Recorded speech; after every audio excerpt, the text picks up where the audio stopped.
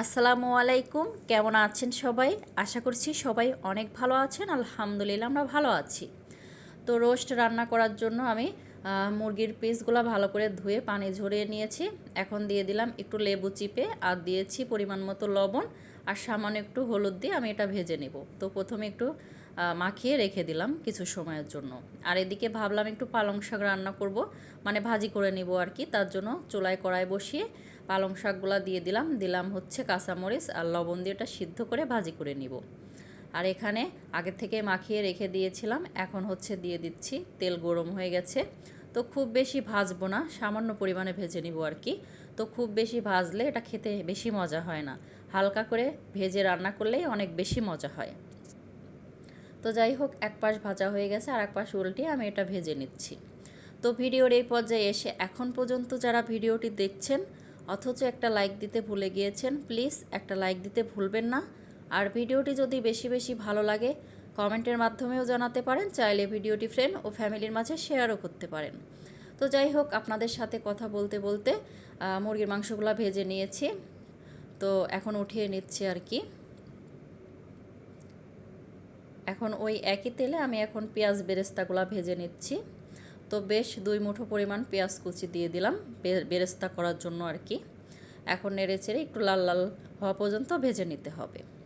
আর এদিকে রোস্টের জন্য মুরগি ভাজা শেষ রেখে দিলাম। পেঁয়াজ বেরেস্তাগুলোও লাল লাল হয়ে গেছে, এখন হচ্ছে উঠিয়ে নিব। তো যাই হোক, দেখে বুঝে নেবেন, এমন করে ভেজে উঠিয়ে নিয়েছি। এখন মূল রান্নায় ফেরত আসি। এখানে দিয়ে দিচ্ছি গরম মশলাগুলা, যা যা লাগে আর কি। ওই একই তেলে সামান্য তেল অ্যাড করে দিয়ে আমি মশলাগুলা দিয়ে দিলাম। এখন দিয়ে দিচ্ছি এই যে বাটা মশলা, বেশ অনেকটা পরিমাণ পেঁয়াজ বাটা, আদা বাটা, কাঁচামরিচ, জিরা। তো এই টাইপের মশলাগুলা বেটে নিয়েছি, এখন একটু তেলের মধ্যে ভাজা ভাজা করে নিচ্ছি। আর এখানে হচ্ছে কিশমিশ সহ বাদাম বেটে নিয়েছি, দিয়ে দিলাম। তো এটা দিলে অনেক মজা হয়। তো যাই হোক, মশলার সাথে একটু ভালো করে এই বাদামগুলাও একটু কষিয়ে নিচ্ছি।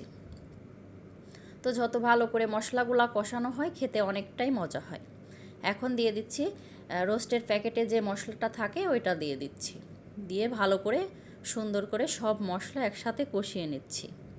আর এখন দিয়ে দিচ্ছি সামান্য লাল মরিচের গুঁড়া, ধনিয়া গুঁড়া আর স্বাদ মতো লবণ দিয়ে আর একটু ভালো করে মশলাটা কষিয়ে নেব।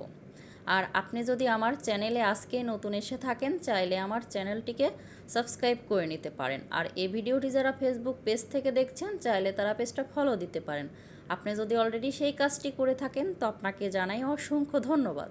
তো যাই হোক, আপনাদের সাথে কথা বলতে বলতে মশলাটা খুব ভালো করে কষানো হয়ে গেছে, মশলার উপর দিয়ে তেল উঠে গেছে। এই পর্যায়ে এসে আমি এই যে ভেজে রাখা রোস্টের পিসগুলো দিয়ে দিলাম, দিয়ে নেড়ে চেড়ে সুন্দর করে কষিয়ে নেব মশলার সাথে আর একটু ভালো করে। যেহেতু এটা ভাজাই, তারপরে আর একটু সুন্দর করে কষিয়ে নিলে খেতে আর একটু বেশি মজা হয়। তো যাই হোক, এখন উল্টিয়ে পাল্টিয়ে আর একটু সুন্দর করে মশলার সাথে কষিয়ে নিচ্ছি, একটু সময় নিই। তো দেখে বুঝে নেবেন। তো কষাতে কষাতে উপর দিয়ে তেল উঠে গেছে, এখন দিয়ে দিচ্ছি পরিমাণ মতো পানি। আর দিয়ে দিচ্ছি যতটুকু পরিমাণে দুধ লাগে ওই পরিমাণে দিয়ে দিচ্ছি। দিয়ে সুন্দর করে এটা রান্না করে নিব, ঝোলটা শুকানো পর্যন্ত আর কি। তো একটু গামাখা গামাখা করে এটা রান্না করে নিব, ওরকম করে খেতেই অনেক বেশি মজা হয়। তো যাই হোক, এখন হচ্ছে সব কিছু দিয়ে দিলাম, এখন শুধু রান্না করে নেওয়ার পালা। তো দুপুরের আয়োজনে এই ছিল আজকে। তো রোস্ট, পোলাও, তো এগুলাই রান্না করছিলাম। তো এখন সামান্য পরিমাণে পেঁয়াজ বেরেস্তা আর হচ্ছে কাঁচামরিচ দিয়ে দিলাম আস্ত আস্ত, দেখতে সুন্দর লাগে, খেতেও পরবর্তীতে ভালো লাগে। তো রান্না প্রায় শেষের দিকে আর কি। ওই পর্যায়ে এসে এখানে হচ্ছে পেঁয়াজ বেরেস্তার উপরে কিছু চিনি অ্যাড করে আমি সুন্দর করে হাত দিয়ে মেখে এটা হচ্ছে রোস্টের উপর দিয়ে ছড়িয়ে দিচ্ছি। তো এটা দিলে খেতেও অনেক মজা হয়, দেখতেও সুন্দর হয়। তো যাই হোক, রান্না শেষ, ওই পর্যায়ে দিয়ে দিচ্ছি উপর থেকে। তো দেখে বুঝে নেবেন ঝোলটাও শুকে গেছে, অনেকটা গামাখা গামাখা হয়েছে। এমন করেই হচ্ছে চুলার জালটা অফ করে দিব। তো যাই হোক, আপনারা যদি ঝোল পছন্দ করেন তো আপনারা ঝোলটা কমিয়ে বাড়িয়েও রেখে দিতে পারেন। তো যাই হোক, আমি এমনটা করে রেখে দিলাম, নামিয়ে নিলাম আর কি। তো যাই হোক, একটু ফাইনাল কালারটার লুকটা দেখিয়ে দিচ্ছি। অনেকটা সুন্দর হয়েছে কালারটা, দেখতে যেমন সুন্দর, খেতেও অনেক মজা হয়েছিল। সাথে হচ্ছে সাদা পোলাও, আর হচ্ছে লেবু শসা কেটে নিয়েছি, আর পালং শাক, আর হচ্ছে দুধ সেমাই রান্না করেছিলাম।